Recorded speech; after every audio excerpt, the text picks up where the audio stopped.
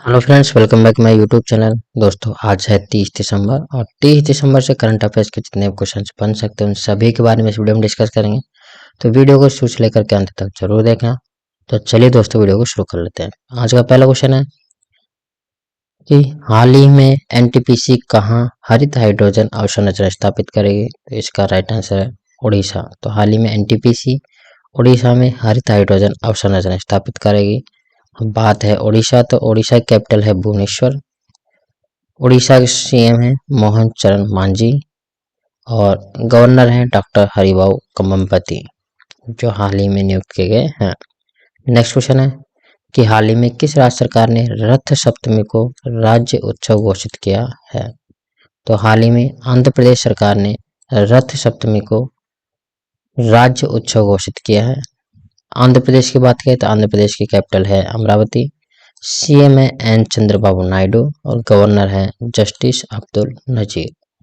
Next question है कि हाल ही में किसे एनएबीएल का अध्यक्ष नियुक्त किया गया है। तो इसका राइट आंसर है डॉक्टर संदीप शाह। तो हाल ही में डॉक्टर संदीप शाह को एनएबीएल का अध्यक्ष नियुक्त किया गया है और इन्होंने प्रोफेसर सुब्बाना अय्यप्पन का स्थान लिया है। और एनएबीएल की फुल फॉर्म होती है national accreditation board of testing and celebration laboratories. Next है कि हाल ही में अभिजीत मजूमदार को ऑयल इंडिया लिमिटेड का मुख्य वित्तीय अधिकारी सीएफओ नियुक्त किया गया है। और हाल ही में अमिताभ जो चटर्जी उनको Jammu and Kashmir J&K bank का प्रबंध निदेशक नियुक्त किया गया है। और मनिका जैन को मालडोवा देश में भारत का राजदूत नियुक्त किया है। तो ये प्रमुख नियुक्ति है जो भी आपको याद रखनी है। नेक्स्ट क्वेश्चन है कि वित्त वर्ष 2025 और वित्त वर्ष 2026 के लिए भारत की अनुमानित जीडीपी वृद्धि कितनी हासिल करने की उम्मीद है। तो वित्त वर्ष 2025 और वित्त वर्ष 2026 के लिए अनुमानित जीडीपी 6.5% हासिल करने की उम्मीद है। नेक्स्ट क्वेश्चन है कि हाल ही में भारत और किस देश के बीच सूर्य ग्रहण संयुक्त सैन्य अभ्यास आयोजित किया जा रहा है। तो हाल ही में भारत और जापान देश के बीच में संयुक्त सैन्य अभ्यास सूर्य ग्रहण को आयोजित किया जा रहा है और ये नेपाल के सलझंडे में आयोजित हुआ है। 18वां संस्करण है।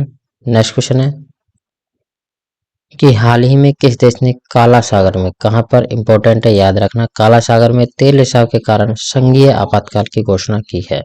इंपॉर्टेंट है याद रखना, किसी भी प्रकार से प्रश्न पूछा जा सकता है।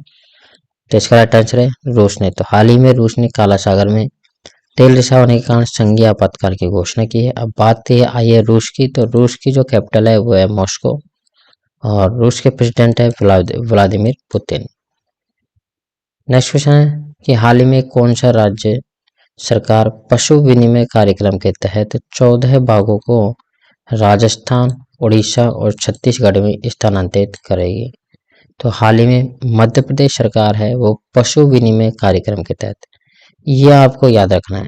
कार्यक्रम कौन सा है? पशु विनिमय कार्यक्रम के तहत 14 बाघों को राजस्थान, उड़ीसा और मध्य प्रदेश और छत्तीसगढ़ में स्थानांतरित करेगी।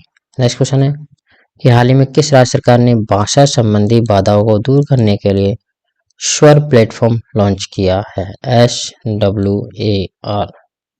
तो हाल ही में किस राज्य सरकार ने भाषा संबंधी बाधाओं को दूर करने के लिए स्वर प्लेटफॉर्म लॉन्च किया है। तो हाल ही में गुजरात सरकार ने भाषा संबंधी बाधाओं को दूर करने के लिए स्वर प्लेटफॉर्म लॉन्च किया है। नेक्स्ट क्वेश्चन है कि हाल ही में कौन विश्व मुक्केबाजी के एशियाई निकाय बोर्ड में शामिल हुए हैं। तो हाल ही में अजय सिंह है वो विश्व मुक्केबाजी के एशियाई निकाय बोर्ड में शामिल हुए हैं। नेक्स्ट क्वेश्चन है कि हाल ही में विजयवीर सिद्धू ने, इंपॉर्टेंट है याद रखना, विजयवीर सिद्धू ने 67वीं राष्ट्रीय चैंपियनशिप में पुरुषों की 25 मीटर रैपिड फायर पिस्टल स्पर्धा में कौन सा पदक जीता है। तो हाल ही में स्वर्ण पदक जीता है विजयवीर सिद्धू ने 67वीं राष्ट्रीय चैंपियनशिप में पुरुषों की 25 मीटर रैपिड फायर पिस्टल स्पर्धा में स्वर्ण पदक जीत लिया है। नेक्स्ट क्वेश्चन है कि हाल ही में 18वां एलिफेंट एंड टूरिज्म फेस्टिवल कहाँ मनाया जा रहा है। तो इसका राइट आंसर है नेपाल में। तो हाल ही में नेपाल में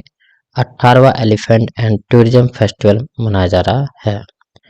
नेक्स्ट है तो नेपाल के चितवन के सौराहा में 5 दिनों का 18वां हाथी और पर्यटन उत्सव मनाया जा रहा है, चल रहा है। नेक्स्ट क्वेश्चन है कि हाल ही में किसने 2024 फीडे महिलाओं की वर्ल्ड रैपिड चैंपियनशिप जीती है? तो हाल ही में महिलाओं की FIDE world rapid championship Koneru Humpy ने जीती है। कोनेरू हम्पी। नेक्स्ट क्वेश्चन है कि हाल ही में कौन टेस्ट क्रिकेट में सबसे तेज 200 विकेट लेने वाले भारतीय गेंदबाज बने हैं? तो हाल ही में सबसे तेज 200 विकेट लेने वाले भारतीय गेंदबाज बने हैं जसप्रीत बुमराह। तो नेक्स्ट क्वेश्चन है कि हाल ही में किसने 7 महाद्वीपों की सबसे ऊंची चोटी को फतेह किया है? तो इसका राइट आंसर है काम्या कार्तिकेयन ने। 17 वर्षीय हैं काम्या कार्तिकेयन। उन्होंने इतिहास रचते हुए दुनिया की सबसे कम उम्र की महिला पर्वतारोही बनने का गौरव हासिल किया है। उन्होंने 7 महाद्वीपों की सबसे ऊंची चोटी पर विजय प्राप्त की है। नेक्स्ट है कि हाल ही में भास्कर ज्योति दास का निधन हुआ है, वो कौन थी? वे कौन थे? तो इसका राइट आंसर है वे फिल्म निर्माता थे। ये हैं भास्कर ज्योति दास, जिनका हाल ही में निधन हो गया है। ये एक फिल्म निर्माता थे।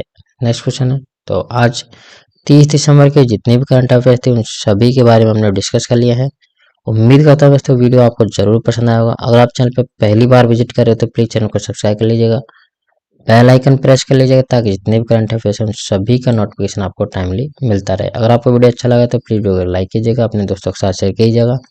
और आपको इसकी पीडीएफ चाहिए तो हमारे टेलीग्राम चैनल पर मिल जाएगी, इसका लिंक नीचे मैं वीडियो के डिस्क्रिप्शन में दे दिया है। तो चलिए दोस्तों, अब हम बात कर लेते हैं रिवीजन। तो रिवीजन में सबसे पहला है कि हाल ही में जो पुस्तक है द अनयील्डिंग जज life and legacy of justice N Grover, important book है, इसका विमोचन किया गया है। ये पुस्तक किसके द्वारा लिखी गई? तो ये पुस्तक गौरी ग्रोवर के द्वारा लिखी गई थी। और ये पुस्तक में जो गौरी ग्रोवर के द्वारा लिखित पुस्तक है, भारत के संवैधानिक इतिहास के एक महत्वपूर्ण व्यक्ति है न्यायमूर्ति एन ग्रोवर, उनके जीवन और वो योगदान का वर्णन करती है। नेक्स्ट क्वेश्चन है कि आरबीआई ने वित्त वर्ष 2025 के लिए जीडीपी वृद्धि का अनुमान 7.2% से घटा करके कितना किया था? तो 6.6% कर दिया है। नेक्स्ट है कि हाल ही में कौन एनएचआरसी के नए अध्यक्ष बने हैं? नेशनल ह्यूमन राइट कमीशन के नए अध्यक्ष कौन बने हैं? तो वी रामा सुब्रमण्यम को नेशनल ह्यूमन राइट कमीशन का अध्यक्ष बनाया गया है। इंपॉर्टेंट है, आपको ये याद रखना है। नेक्स्ट क्वेश्चन है कि हाल ही में महिला अंडर 19 T20 एशिया कप का खिताब किसने जीता है? तो ये भारत ने जीता था बांग्लादेश को हरा करके। नेक्स्ट क्वेश्चन है कि हाल ही में किसे कुवैत के सर्वोच्च सम्मान द ऑर्डर मुबारक अल कबीर से सम्मानित किया गया है? तो प्रधानमंत्री नरेंद्र मोदी जी को कुवैत के सर्वोच्च सम्मान है द ऑर्डर मुबारक अल कबीर से सम्मानित किया गया है। नेक्स्ट क्वेश्चन है कि हाल ही में किसे आर्टिफिशियल इंटेलिजेंस यानी एआई पर व्हाइट हाउस का सीनियर पॉलिसी एडवाइजर नियुक्त किया गया है? तो इसका राइट आंसर है श्री राम कृष्णन को आर्टिफिशियल इंटेलिजेंस एआई पर व्हाइट हाउस का सीनियर पॉलिसी एडवाइजर नियुक्त किया गया है। नेक्स्ट क्वेश्चन है कि हाल ही में किसे नेतृत्व के लिए श्री चंद्रशेखरेंद्र सरस्वती पुरस्कार मिला है? तो डॉक्टर एस जयशंकर को शीर्ष नेतृत्व के लिए श्री चंद्रशेखरेंद्र सरस्वती पुरस्कार मिला है।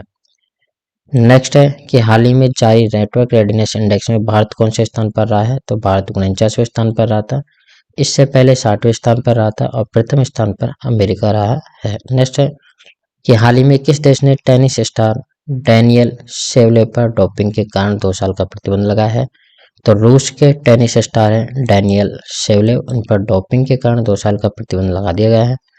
नेक्स्ट है कि हाल ही में कौन 2025 में महिला कबड्डी विश्व कप की मेजबानी करेगा? तो हाल ही में बिहार है, वो महिला कबड्डी विश्व कप की मेजबानी करेगा। नेक्स्ट है हाल ही में कौन भारत का पहला शून्य अपशिष्ट हवाई अड्डा बना है? तो इंदौर का हवाई अड्डा है, वो भारत का पहला शून्य अपशिष्ट हवाई अड्डा बन गया है। नेक्स्ट है हाल ही में किस देश ने भारत और चीन के नागरिकों के लिए वीजा छूट को 2026 तक बढ़ाया है? तो मलेशिया देश ने भारत और चीन के नागरिकों के लिए वीजा छूट को 2026 तक बढ़ा दिया है। नेक्स्ट है कि हाल ही में प्रधानमंत्री नरेंद्र मोदी ने कहाँ केन बेतवा नदी जोड़ो परियोजना की आधारशिला रखी है?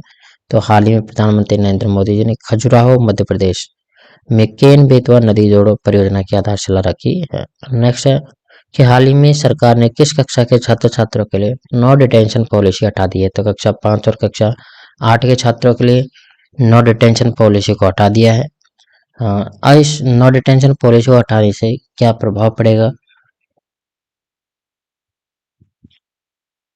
तो इससे ये प्रभाव पड़ेगा कि जो विद्यार्थी कक्षा 5 और कक्षा 8 की जो वार्षिक परीक्षाएं हैं उनमें पास नहीं होते हैं तो उनको 2 माह में पुनः एग्जाम देनी होगी। अगर फिर भी अभ्यर्थी पास नहीं होते हैं तो फिर उन्हें वह पुनः शैक्षणिक वर्ष मतलब कि पुनः कक्षा 5 या फिर कक्षा 8 में ही उनको पढ़ना होगा। तो उम्मीद करता हूँ दोस्तों जरूर आपको वीडियो पसंद आया होगा। अगर आपको वीडियो पसंद आया तो प्लीज़ वीडियो को एक लाइक जरूर कर दीजिएगा, अपने दोस्तों के साथ शेयर कीजिएगा। इसमें सबसे इम्पोर्टेंट क्वेश्चन आपको कौन सा लगा वीडियो में उसको आपको जरूर नीचे कमेंट बॉक्स में कमेंट करना है। और अगर आप चैनल पर पहली बार विजिट कर रहे हैं तो चैनल को जरूर सब्सक्राइब कर लीजिएगा, बेल आइकन को प्रेस कर लीजिएगा ताकि जितने भी करंट अफेयर्स हैं सभी का नोटिफिकेशन आपको टाइमली मिलता रहे। अगर आपको इसकी पीडीएफ चाहिए तो हमारे टेलीग्राम चैनल पर मिल जाएगी, इसका लिंक मैंने नीचे वीडियो के डिस्क्रिप्शन में दे दिया है, तो वहां से आकर के आप चैनल को ज्वाइन कर सकते हो। तो चलिए दोस्तों इस वीडियो में सिर्फ इतना ही। जय हिंद, जय भारत।